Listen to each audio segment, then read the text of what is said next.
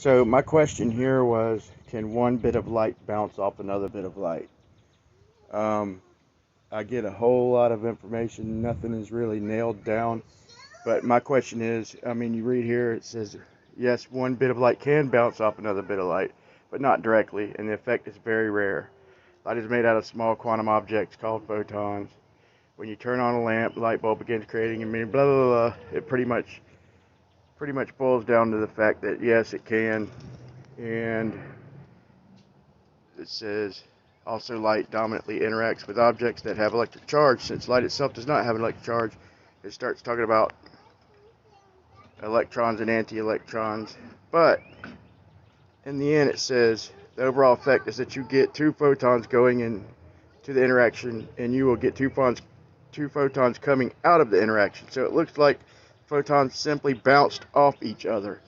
In a sense, the one bit of light did indeed bounce off the other bit of light, but only indirectly by transforming into other particles. But what I'm doing here is just kind of brainstorming, because if we're going to make a model of a flat Earth, then we have to figure out what's going on, and that's going to boil down to a lot of brainstorming. It's a complicated subject, but so the question is in my head is, the mirage is to me kind of a reflection off the water. The same thing we see in roads. It's the mirages are in the dips of the road. Same too being dips in between the waves of water and piling up over distance. The question would be, so we wind up getting a reflection of what's behind it, sometimes blocking what's behind it.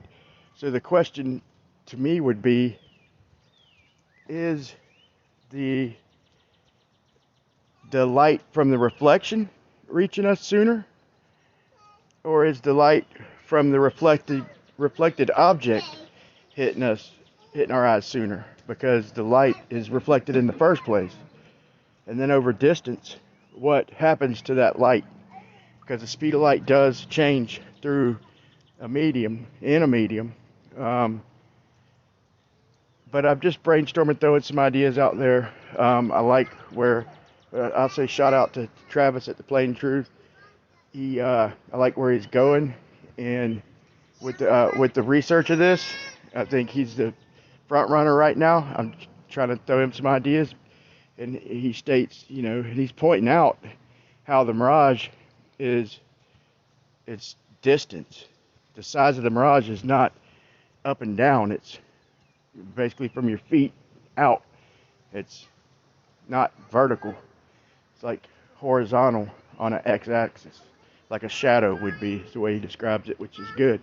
But so just some other ideas thrown out there. We would need to get out there on the water. We would need to put different colors with different size objects just lined up in patterns, so we could differentiate. And that's just one idea. There's so much to talk about. This is not a simple subject, but I'm just gonna start brainstorming more and more on this, and follow the science as much as I can. But it's open source, in my opinion. Nothing's for sure. Well, the whole subject has never been nailed down 100%, in my opinion. And trying to come up with a model, because if the water is level, I mean, it can't be completely flat, no matter what the shape of the earth, as far as the ocean goes. But it's I don't know. So I'm gonna start throwing out some short videos with some ideas.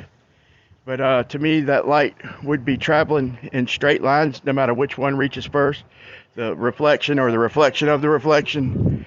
They would be trying to travel the same path, maybe interfering with each other, and maybe that's why we get the distortion.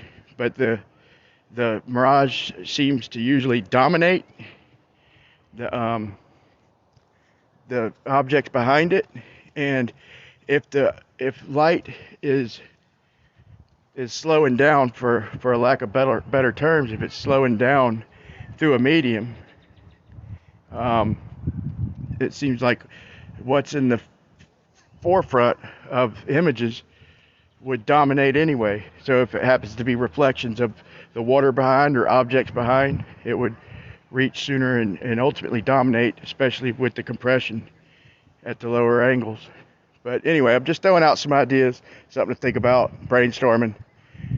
So hopefully we could get some more information on this and put it together.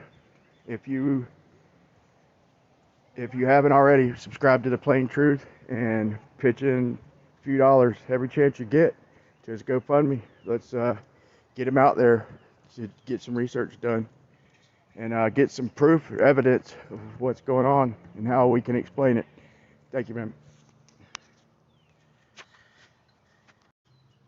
I said I would show some laser refracting upward. I mean, I could probably pull up a couple other versions, but here's one that's pretty obvious that the light's refracting upward to the denser, colder air. It's not much of a pressure change right there in the, few feet over sea level that they're at. There's no significant pressure change. Plus, I brought up the point earlier that, does the laser refract downward in the fish tank before the sugar is added? Because the pressure is getting higher the deeper in the water, but from what I've observed, from what I know, it goes straight and then it starts curving when you add the sugar. So the pressure doesn't have much to do with it. The density is more of a factor when not, at least not going over great distances.